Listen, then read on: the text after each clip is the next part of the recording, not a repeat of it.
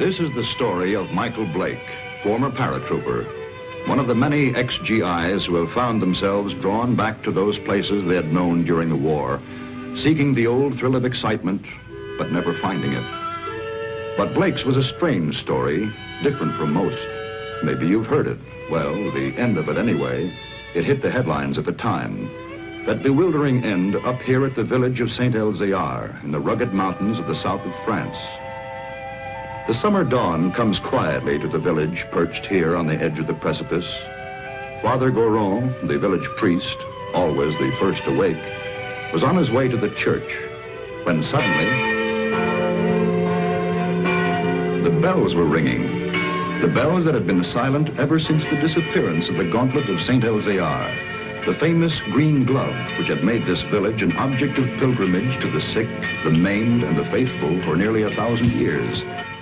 To Father Goron, it meant that the gauntlet had come home, for the vow had been made that the bell should never ring again until it returned. But it wasn't there in the niche which had been empty so long. Why then did the bells ring? And who was ringing them?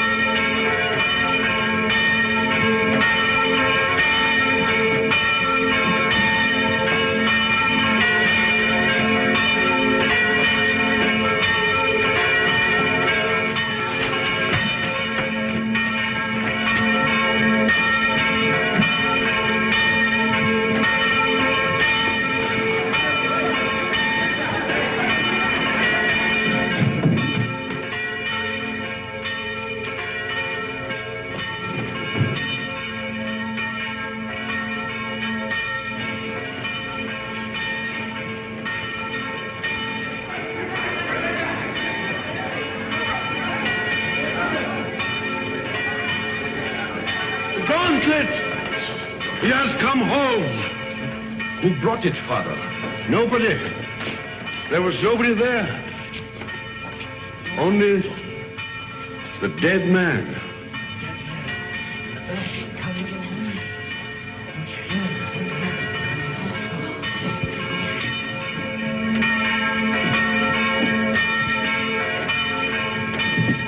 Who is he? Did he ring the bell to say the gauntlet had come home? He was dead as it rang.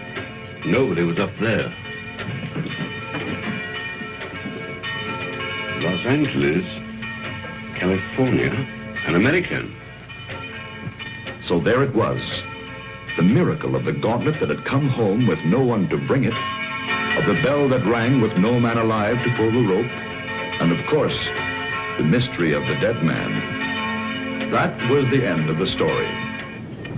But this story had really begun many years earlier.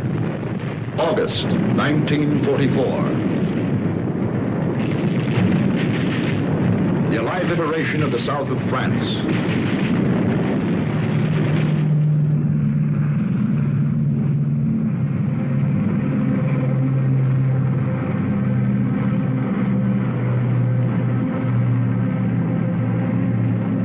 One survivor reached the ground behind the German lines.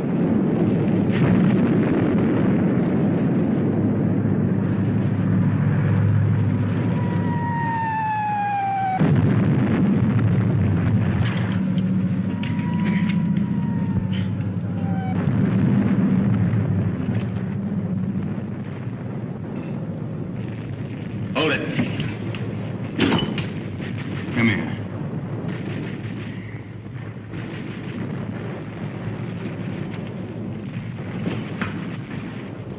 Come on, closer.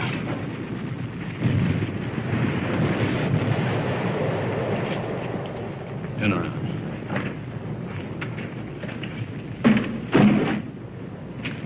What's that? Those are my sketches. See, I'm a newspaper correspondent. I drove with the papers. Battle scenes, impressions.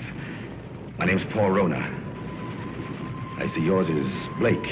Lieutenant Blake. How come a German speaks as good English? Who said I was German? No, what are you? I've changed passports so often I've lost touch. I was educated in England. My mother was a Czech, my father was a Pole. In those days, the Poles were Russians, the Czechs were Austrians. So you work it out. The Americans are wasting an awful lot of ammunition. You'll need every shell you can get when the German 19th Army counterattacks at dawn. They're going to be pushed into the sea. Oh, yeah? Okay, you tell that to intelligence. Come on, let's go. Come on, I said, let's go. Determined, aren't you? You mind if I take this? Open it.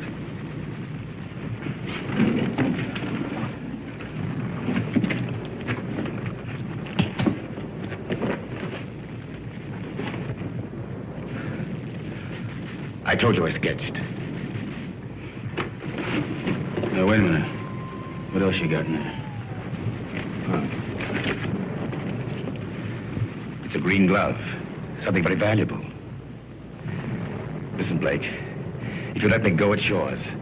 It's worth enough to make you rich for the rest of your life. Huh? Look at those gems.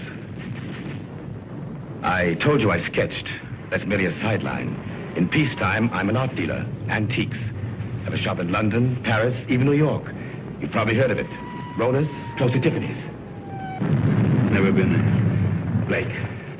Blake, this glove is worth a fortune if the old collector would be... Come on, let's go.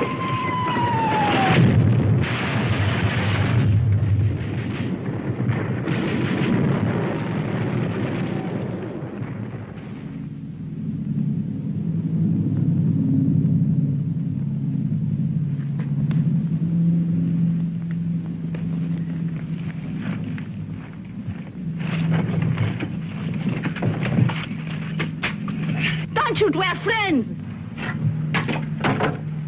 We were looking for you ever since we saw you drop from the plane.